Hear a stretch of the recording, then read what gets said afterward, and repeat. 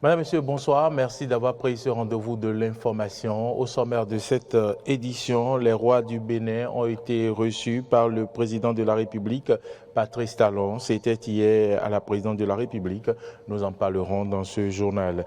Les populations de Gbodjokor dans l'arrondissement de Zinvier manquent cruellement d'eau potable, une situation qui contraste avec la présence d'infrastructures devant leur fournir l'eau sur leur territoire. La plus grande centrale électrique d'Europe au cœur de la guerre entre l'Ukraine et la Russie. Des chars russes ont tiré ce matin sur la centrale nucléaire de Zaporojie, provoquant un incendie. Le président ukrainien a accusé Moscou d'avoir recours à la terreur nucléaire. Voilà pour le sommaire.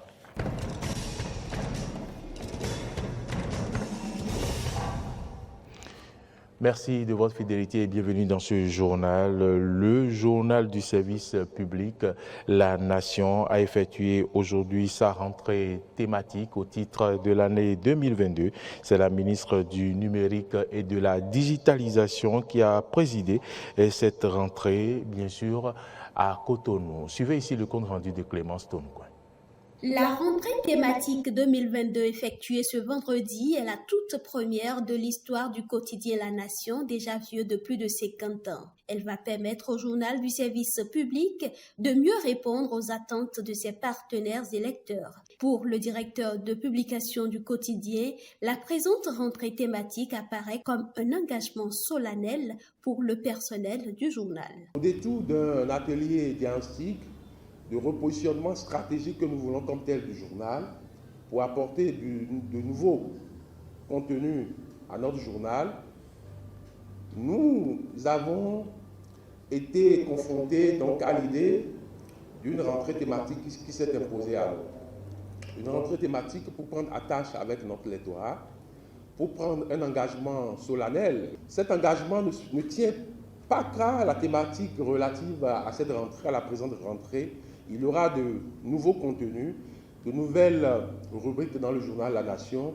On aura le temps d'en parler et surtout vous aurez l'occasion de les découvrir les prochains jours. Le thème retenu sera décortiqué sous toutes ses formes tout au long de l'année. En procédant au lancement de la rentrée, la ministre du Numérique et de la Digitalisation, Aurélie Adamsoulé-Zoumarou, a reconnu la détermination de l'Office national d'imprimerie et de presse ONIP à faire des progrès avec le numérique. Notre paysage médiatique national change et la nation a décidé de se repositionner dans ce paysage à travers une autocritique salutaire.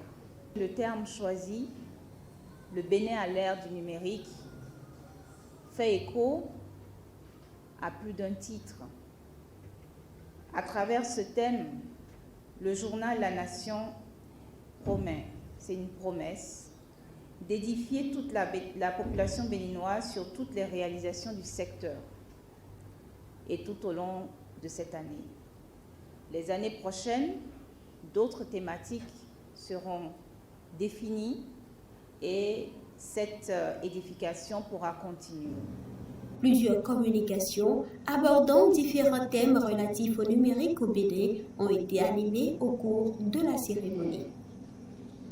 Je vous l'annonçais en titre, le président de la République, Patrice Talon, a reçu hier en audience les rois du Bénin au cœur des échanges et les problèmes auxquels la chefferie traditionnelle est confrontée au Bénin. Une rencontre qui s'est achevée sur des promesses du chef de l'État à prendre en compte les diverses préoccupations des têtes couronnées. Suivez les propos à la sortie d'audience.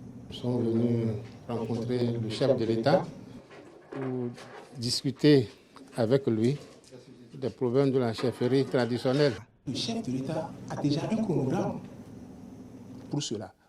Il nous a dit que déjà le 31 mars, il y aura une commission qui va être installée pour étudier comment faire pour réformer entièrement la chefferie traditionnelle. Quand il dit, il le fait. Et nous croyons fermement.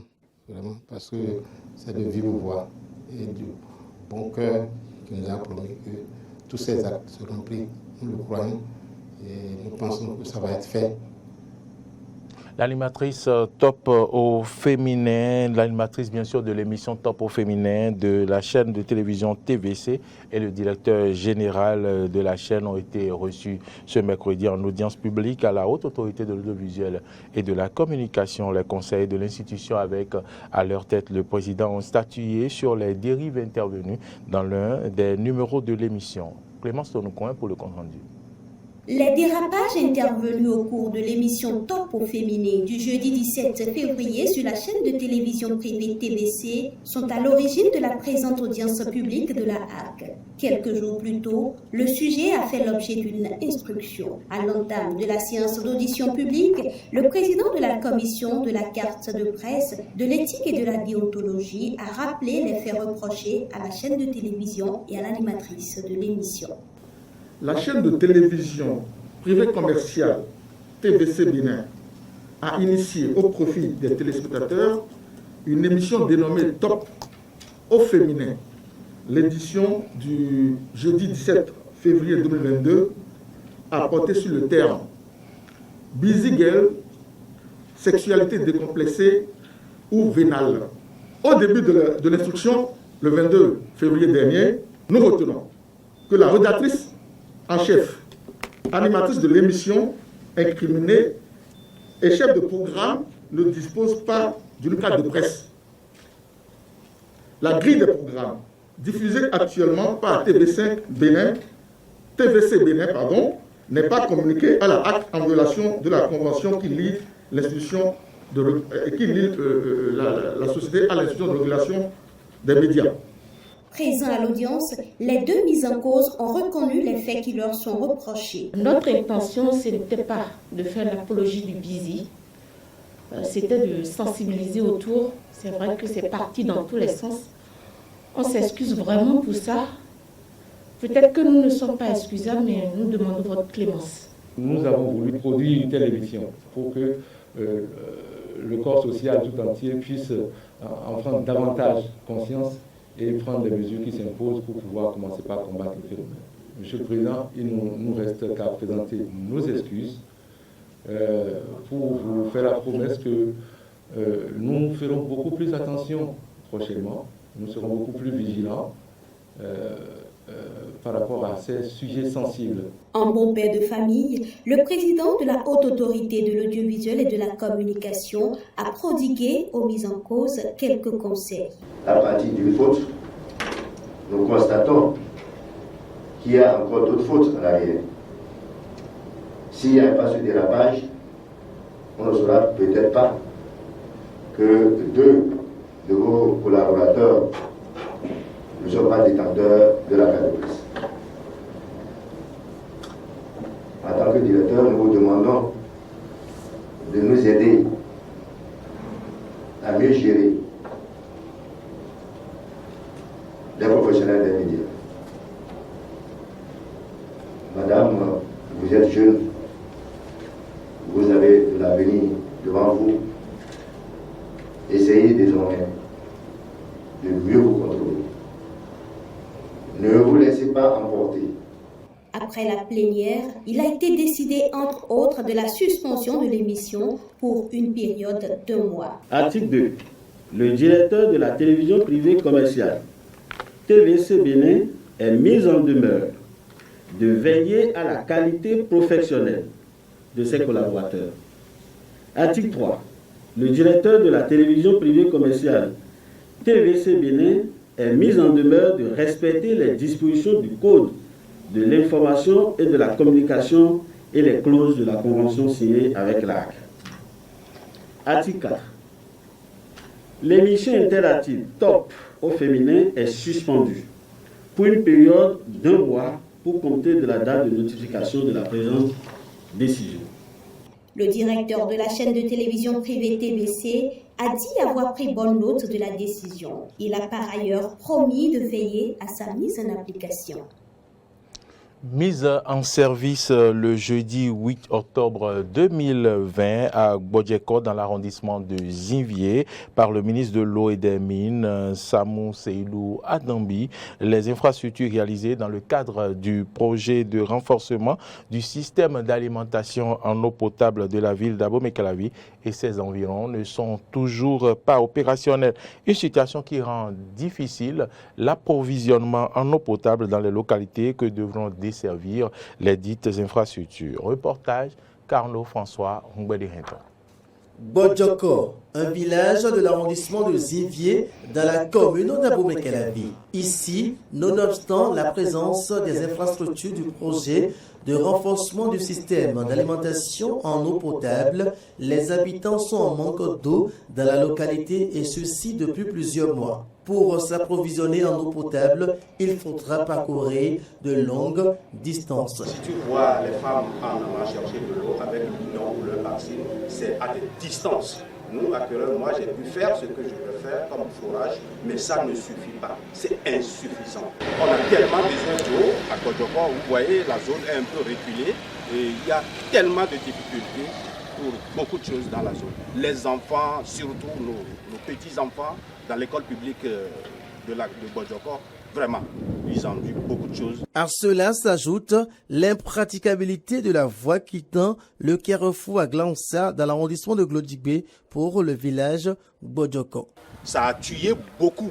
La voie a tué beaucoup. Et c'est comme si c'est une piège qu'on nous a tendu. Parce que quand leur bassin ou Satom avait fait cela, ils doivent donner quelque chose pour le village. Mais ils ne l'ont pas fait. Je vois que c'est la voie. Ils ont fait ça en machin.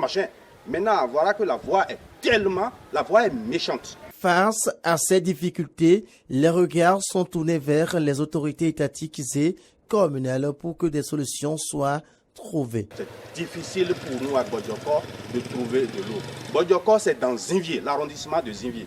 On a pris le maire Angelo de nous aider, de tout faire pour que le président nous aide d'ailleurs à trouver de l'eau à Gbodjeko. A rappeler que dans le cadre du projet de renforcement du système d'alimentation en eau potable de la ville d'Abomey-Calavi et ses environs, le ministre de l'Eau et des Mines, Samou Seydou Adambi, avait procédé le jeudi 8 octobre 2020 dans le village à la mise en service officielle des infrastructures réalisées. Rendre alors opérationnelles ces dernières soulagera les peines des habitants.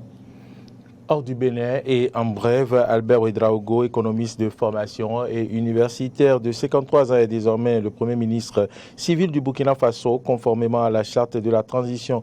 Il dispose d'une solide expérience dans le domaine du management des administrations publiques, des projets de développement ainsi que des entreprises privées, selon la présidence. Il a conduit plusieurs missions d'études sur le développement du secteur. Autre information dans ce journal, la Cour d'appel de Casablanca a confirmé la lourde peine prononcée en première instance contre le journaliste et défenseur des droits humains marocain Omar Hadi. Il a été condamné dans la nuit de jeudi 3 à vendredi 4 mars à 6 ans de prison ferme, très critique envers le pouvoir. Il était poursuivi pour atteinte à la sécurité intérieure de l'État avec financement de l'étranger et pour viol, deux affaires distinctes, instruite et jugée conjointement. Également, en bref, pour finir ce journal, l'armée russe a bombardé la centrale nucléaire de Zaporijie, la plus grande d'Europe. Les équipements essentiels n'ont pas été touchés, a précisé l'Agence internationale de l'énergie atomique, car les secours ont réussi à maîtriser l'incendie. Mais le président ukrainien a accusé Moscou d'avoir recours à la terreur nucléaire. Madame, Messieurs, c'est ici donc que se referme ce journal. Je vous remercie de nous avoir suivis. L'information se poursuit sur nos différentes plateformes Twitter, YouTube et Facebook et sur notre site internet www.benin-eden.tv. Je vous souhaite de passer un excellent week-end dans notre compagnie. Bonne suite de nos programmes et à lundi.